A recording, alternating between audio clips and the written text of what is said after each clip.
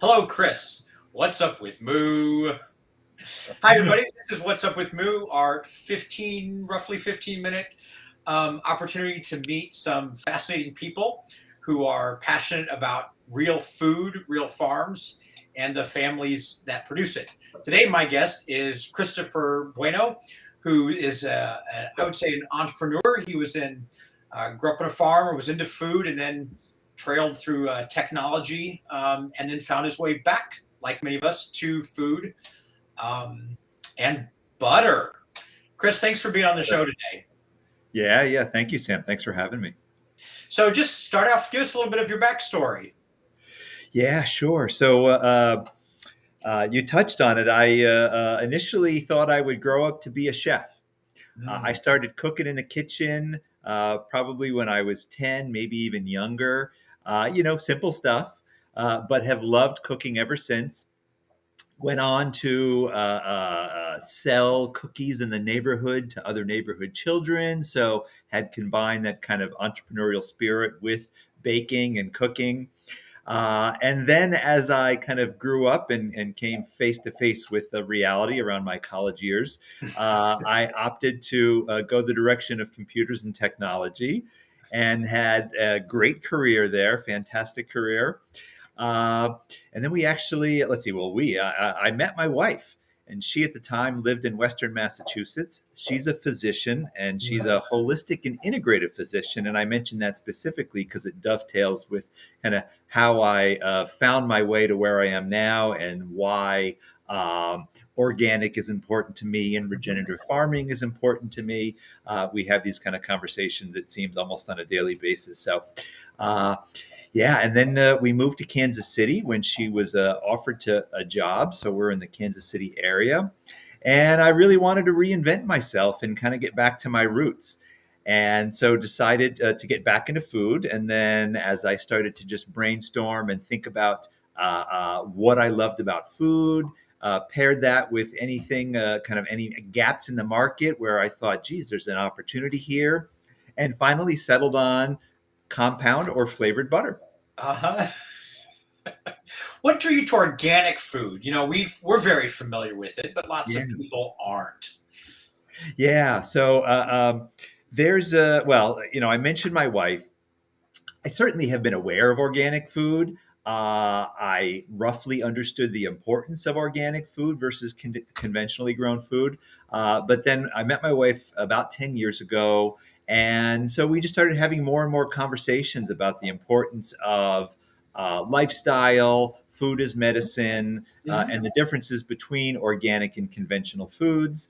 There's is it the Environmental Working Group? I hope I have that right. They have their Dirty Dozen and Clean 15. I don't know, Sam, if Yep. you heard of them. Yep.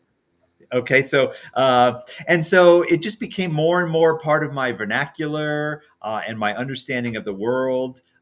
Food shopping, looking for healthier alternatives, and organic when it's available and when it's cost effective. I am all about organic. We have a daughter now who's 10 years old, and we want to give her the healthiest food available. We talk about environmental toxins as well at home. So I don't want to delve too much into the medical because that's not my expertise, but it's a conversation, we talk about it a lot. And so whenever we can, organic. And then for me, as really as an amateur gourmet chef, I kind of have this perspective that says if I'm going to consume calories, they better be the best calories that I can make them. And that's both health wise and taste wise. And that really has kind of fed my vision for Bijou Creme because I want it to taste good and I want it to be good and be healthy and be the best available. And that's what led me to Kelowna Supernatural or Kelowna Butter. How did you find us? You came in through our website, our live stream page, I think. How'd you come across Yeah. us as a brand? I mean, we're talking about the same things here. Right, exactly. Google, right? I'd say that I got some exposure to Kelowna that was somewhat unexpected and maybe even predated my interaction with your webpage through Mm. my local Whole Foods. Yep. So, going to Whole Foods, seeing the product, seeing it amongst competing products, and understanding why Kelowna was better. I look for not only organic, but of course, grass fed, Yep. pasture raised, and for my product specifically, a high butterfat content. So in Yep. that 84 to 86%. So you have that creamy mouth feel, it's spreadable. So, and I just couldn't find anything available until I stumbled on your website and realized that our vision matched up, our desire for quality products matched up, and then it was just perfect. It was, and you're in Iowa, I'm in Kansas, and it just made sense. And we, as a broader company, too, support all kinds of food entrepreneurial efforts, and regenerative agriculture efforts. We're doing all kinds of things, sort of behind the scenes, with our brand as sort of a way we meet people. Sure. So, tell us about your butter. Yeah. Boy, so I'll tell you, when I first kind of conceived of it, and oddly, it was my daughter who first conceived of it, although it's really kind of unbeknownst to her. I just kind of started rolling the concept around in my head, and I didn't realize that there were other people producing compound or flavored butter. It turns out there are. And so I started to investigate the industry, the competitors, and I wanted to do it differently.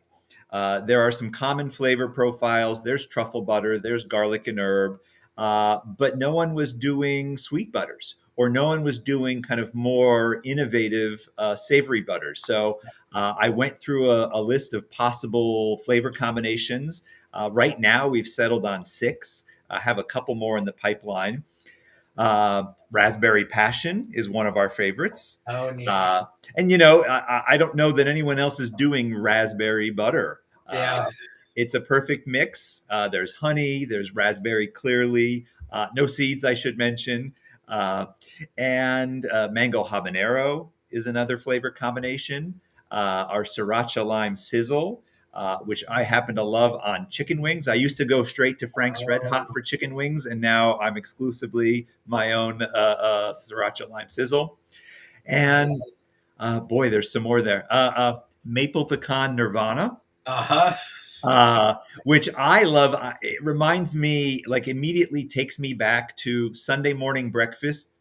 Dad makes pancakes, mom's brewing the coffee, whatever. I mean, I wasn't drinking the coffee at the time, but, just kind of all those smells and all those sensations all at once. So maple pecan together is just such a perfect combination.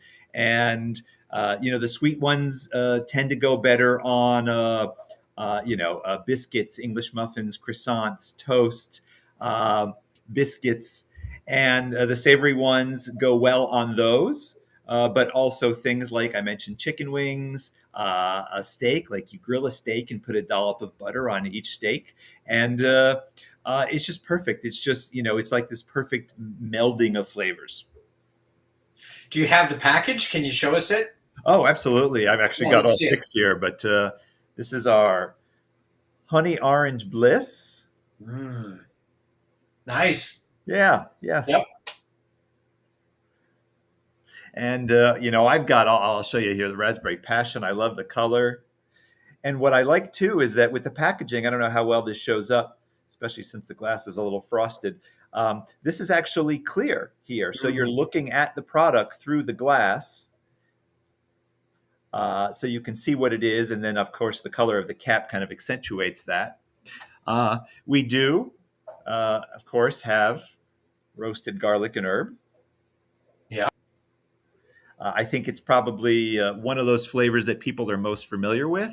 So if they were apt to pull one off the shelf first, that might be it. And then that's kind of the entryway into the product line. Very cool. I love how you can see the product, how it interacts with the design of the package.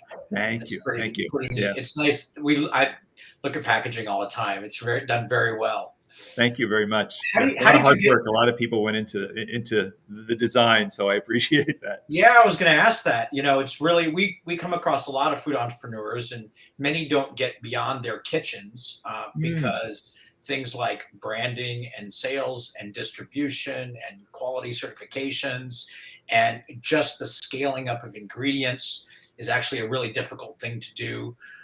Packaging, Yes. did you do this all by yourself? Did you have some other folks help?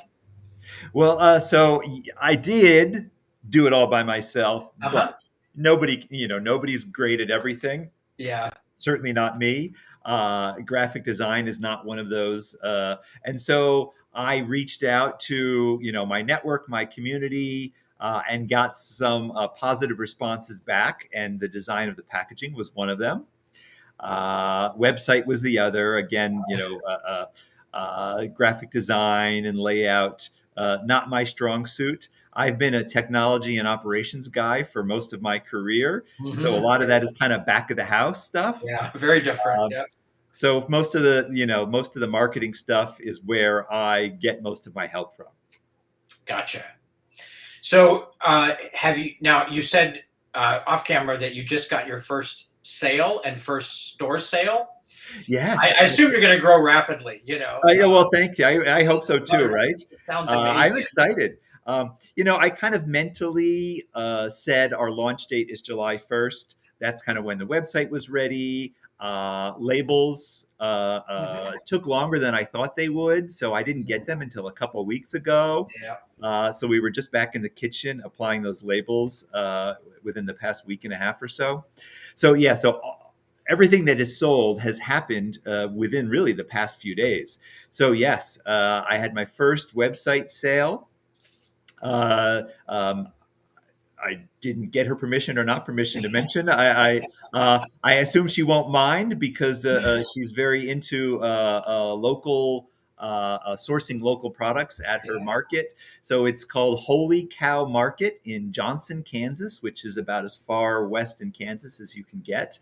Um, and so, she was interested in trying it out for herself as well as for the potential of it being stocked in her store. I hope I'm not saying too much at this point, but she was the first online sale, and she just stumbled on the website, which I hadn't really even advertised it yet, which was amazing. And just as of this morning, I found out that we will be in Sunfresh Market in Kansas City on the Missouri side. Uh, as of tomorrow, I make the delivery tomorrow. So we'll be in Sunfresh Market on Mill Street in Kansas City, Missouri. So you're producing it all yourself there now in house, and then you don't have it. Is it distributed to any of the big distributors, or just direct from you? Yeah, not yet. No distributors yet. I felt like I needed to refine my process before Mhm. I was ready to kind of go bigger, right? I think uh, best case scenario, it sells like wildfire, but worst case scenario, it sells so fast that I can't really keep up with it. And so then I'm left with essentially kind of floundering as I try to keep up with the orders. So I want it to be more organic, but a Yeah. fast-paced organic. So not quite ready for distribution yet. I think as I refine my process, my costs will go down. Maybe I'll be able to lower prices. That's kind of the goal. That's the process that I'll go through.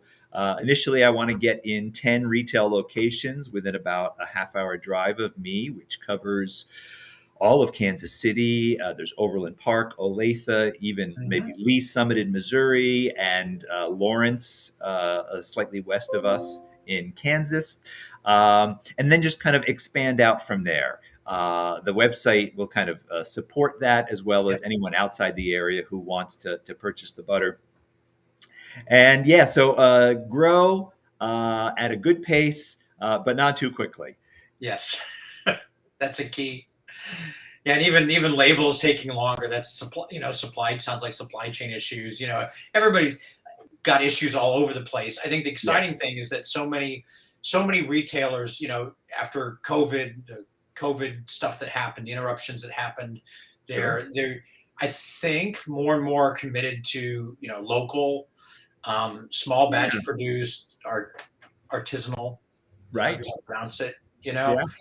And we see that too as just investing in local food entrepreneurs is a really important thing for small communities, small farms, small producers. It's the engine that should be driving the economy.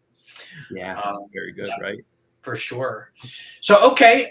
So if you want to talk to Chris and pronounce the name of your website, is it Bijou Cream or does it have It's a French bijou accent? creme. You know Bijou what? So I'll Creme. tell you. I'll even show this to you. If you go to the website, you'll see right at the top of the page the pronunciation, because Yep. I knew Okay. very early that people might have a hard time. And what I've done actually with the product is included these hang tags, and if you can see that Yep. there as Sure. Sure well, can. it even says bijou creme on there in Bijou kind of Creme. phonetic spelling, so that because there's an education component to every product, especially when it's a product that not a lot of people are familiar with. And I will say, I probably should have mentioned this up front, but one interesting tidbit: when I started to kind of query my network of folks and just the community around me, um, I would say 8 out of 10 people didn't even know flavored butter was a thing. And Oh, then of the other two people, 1 out of 10 couldn't tell me a brand. And it was really just like 1% or excuse me, 10% or 1 out of 10 people even had like really ever purchased it or even could name a brand. So it tells me that there's a lot of opportunity, both in educating the consumer as well as kind of introducing them to a quality product that will gain some traction, that will gain a following, and will people get people not only to try it once, but to go back for more and want to try other different flavors. yep. That's terrific. We came across I don't know, it's a kind of a wine club in Des Moines Okay. that they were having a big um, demonstration by some great bakers, Uh-huh. and they asked us if they could have our butter, and we said sure. And it was a great opportunity to showcase our butter Yes. with really great chefs. We're finding really great chefs and really great restaurants really appreciate great quality food, and that seems to be a key. And then, of course, lots of families and amateur chefs are like, "Oh, that stuff's the best. I should use it too." So, Yes. Yes. Yep. well, great. This has been really interesting. Thanks for your time. Anything else you want to add here for our massive number of viewers and followers? Yeah. No. Of course. Any number is a great number, right? Yep, Uh, absolutely. Depend on where you're watching or listening from. Definitely check out the website. Sign up. If you sign up with an email address and you're outside of our current service area, then as I expand and become more local to wherever you are, I will let everyone know where the product is available. Of course, shipping via the website is also an option. A little harder in the summer, right? Yep. Overnight shipping. But if you buy 2 bundles, I'll foot the shipping bill. And just look us up, keep in touch, try us out, give me feedback. If you love the product, go onto Facebook, whatever your social media platform of choice, and give us a review. And if there's something we can improve upon, don't hesitate to share that as well. Fantastic. Bijou Creme. If Bijou creme, you want something unique and wonderful at your party, go hit the website and take a look. please. Great. Well, thank you, Chris. Thanks for being on What's Up with Moo. And for everybody else, we're going to start doing these a little more regularly again. So we'll see you next time. Thanks, Sam. Thank you.